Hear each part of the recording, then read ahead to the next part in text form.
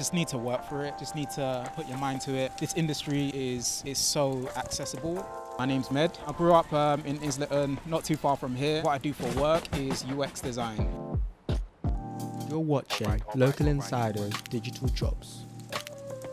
So been doing that for about just over 10 years now. There's a massive team that goes into building these products. And what I do is more on the UX side, so that's more about laying the foundation of how someone like you kind of uses a digital product, like whether it's Instagram or TikTok or anything like that. It's about laying those foundations of how you go through that app or website and use it. Essentially trying to take them along a journey of why you've made those decisions. A communication presentation, also collaboration. We work with massive teams. Obviously, like I said before, I work as a UX designer, we work with UI designers, engineers, and so on. Lastly, an eye for detail. Just making sure that you know what's going on. You're the person that has essentially control about the things that you're putting out. I went from school, I always liked drawing, I always liked design in that sense.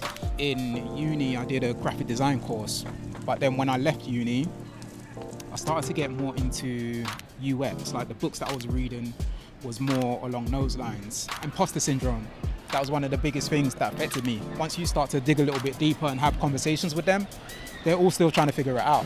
Same thing as you, or same thing as me. I was easily able to jump into my next role. And that was all about just making sure that your portfolio is together, making sure that you're telling the right stories for the job that you want to get, rather than the job that you've got. You have to essentially speak to the hiring manager in your CV and in your portfolio.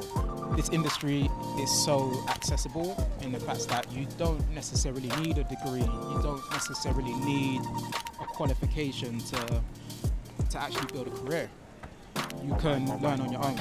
There's so many resources out there that you just need to put your head down and learn and kind of build yourself up that way.